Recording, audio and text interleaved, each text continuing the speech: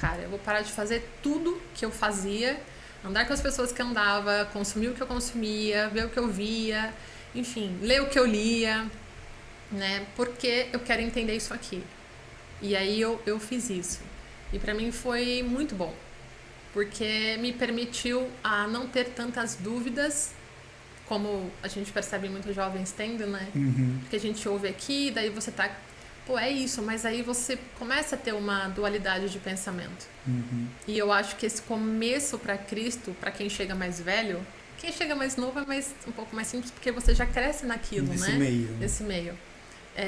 E eu não, então eu cresci numa dualidade do espiritismo, tive também experiências ali, então eu precisava de tudo isso. Então foi uma transformação muito legal, que ainda continua. Porque eu acho que a gente vai, né, sempre ter ali pender um pouquinho mais, aí você volta, né?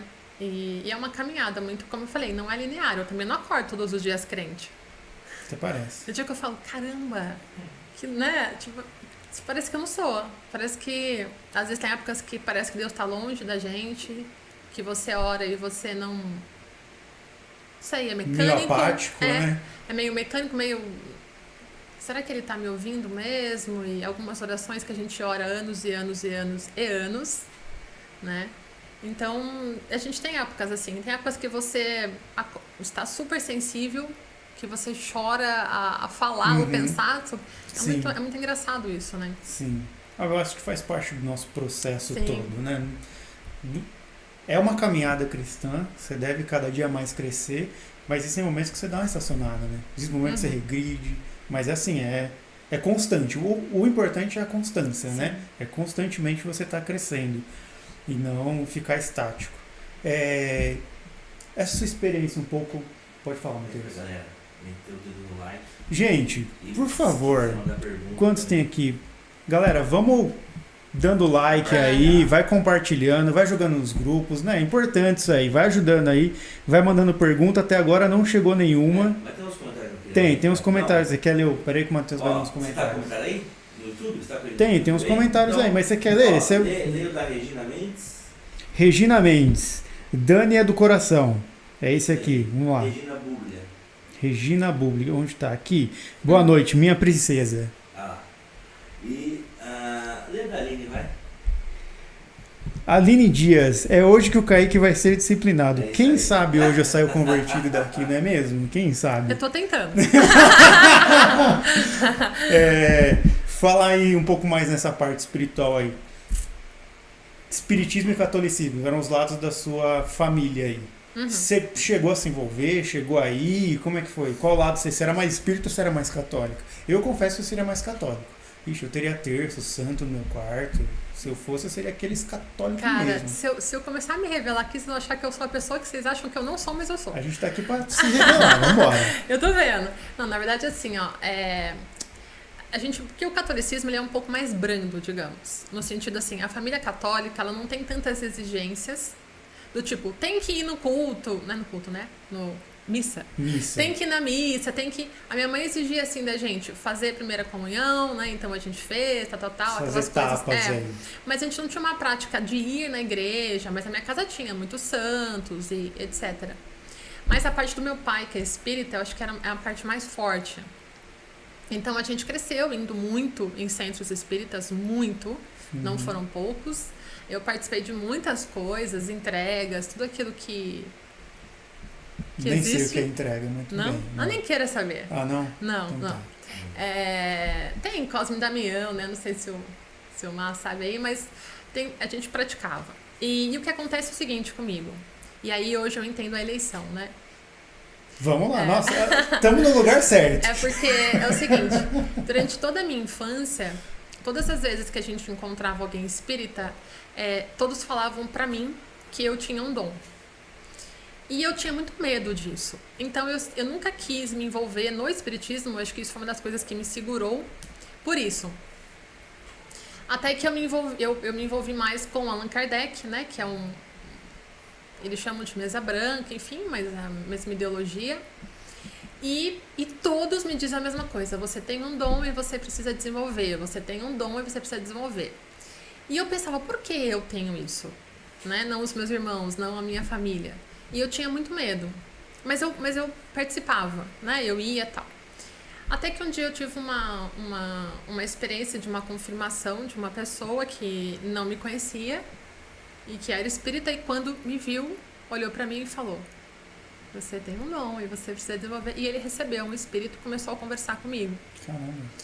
E naquele dia eu falei: eu não quero isso pra mim. Eu não quero essa experiência, eu não quero viver isso. E eu comecei a ter algumas visões.